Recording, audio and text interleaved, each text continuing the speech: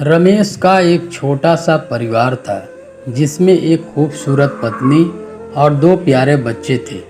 उसकी पत्नी और बच्चे हर हाल में खुश थे, लेकिन रमेश उन्हें जिंदगी के सारे ऐशो आराम देना चाहता था और इसके लिए वह प्रतिदिन 16 घंटे से भी अधिक काम किया करता था। दिन भर ऑफिस में काम करने के साथ साथ वह सुबह और शाम ट्यूशन सेंटर में ट्यूशन भी पढ़ाया करता था। वह सुबह सुबह घर से निकल जाता और आधी रात के बाद घर लौटता था। बच्चों के लिए उसका चेहरा देखना मुहाल था, क्योंकि सुबह सवेरे उसके घर से निकलते समय बच्चे सोते रहते और देर रात घर में कदम रखने से पहले ही सो चुके होते। हाँ, रविवार को जरूर वह घर पर होता, लेकिन उस दिन भी वह किसी न किसी काम में व्यस्त रहता और उसका समय परिवार के साथ न बीतकर काम करते हुए बीतता। परिवार उसके साथ क्वालिटी टाइम बिताने का बस इंतज़ार करता रह जाता। पत्नी अक्सर उससे कहा करती थी उसे घर में वक्त बिताना चाहिए, बच्चे उसे बहुत मिस करते हैं। उस वक्त यह यही जवाब देता कि यह सब मैं उनके लिए ही तो कर रहा हूँ। बढ़ते घरेलू खर्च और स्कूल खर्च के लिए मेरा ज़्यादा काम करना ज़रूरी है। मैं उन्हें एक अच्छी ज़िंदगी देना चाहता हूँ। रमेश की यह दिनचर्या वर्षों जारी रही। वह यूं ही परिवार को अनदेखा कर कड़ी मेहनत करता रहा।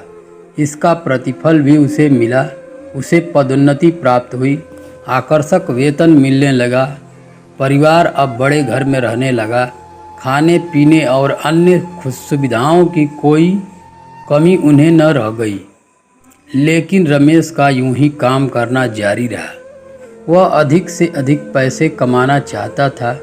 पत्नी पूछती कि आप पैसे के पीछे क्यों भाग रहे हैं? हमारे पास जो है हम उसमें खुश रह सकते हैं। तो उसका जवाब होता कि मैं तुम्हें और बच्चों को दुनिया जहां की खुशियां देना चाहता हूं। बस कुछ साल और मुझे मेहनत करने दो। पत्नी चुप हो जाती। 2 साल और बीते। इन 2 सालों में रमेश बमुश्किल अपने परिवार के साथ समय बिता पाया। बच्चे अपने पिता को देखने, उससे बातें करने के लिए तरस गए। इस बीच एक दिन रमेश की किस्मत खुल गई। उसके दोस्त ने उसे अपने व्यवसाय में हिस्सेदारी की पेशकश की और इस तरह रमेश एक व्यवसायी बन गया।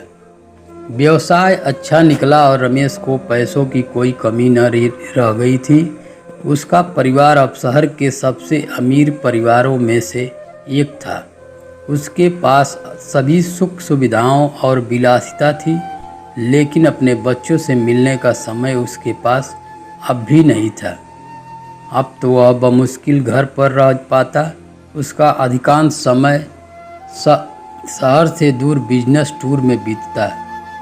साल गुजरने के साथ उसके बच्चे बड़े हो गए। अब वे किशोरावस्था में पहुंच गए थे। रमेश ने भी इन सालों में इतना पैसा कमा लिया था कि उसकी अगली 5 पीढ़ियां शानदार जीवन जी सकती थी।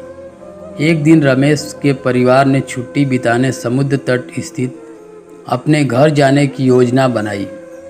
बेटी ने उससे पूछा, पापा क्या आप एक दिन हमारे साथ बिताएंगे?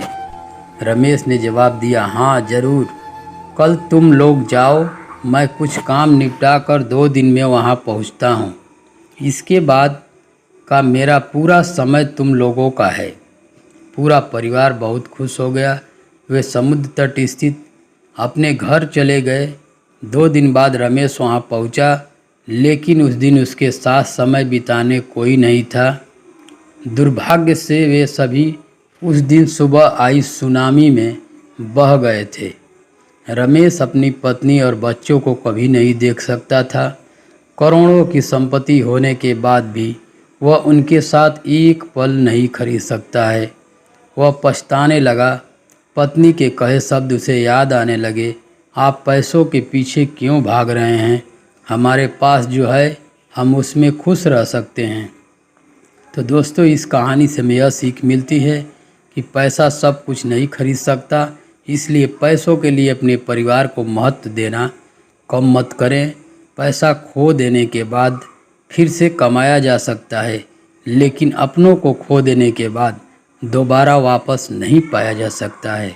तो यह कहानी आपको कैसी लगी कमेंट बॉक्स में ज़रूर बताएं और एक लाइक कर दें इस कहानी के लिए। मिलते हैं नेक्स्ट वीडियो में, तब तक धन्यवाद।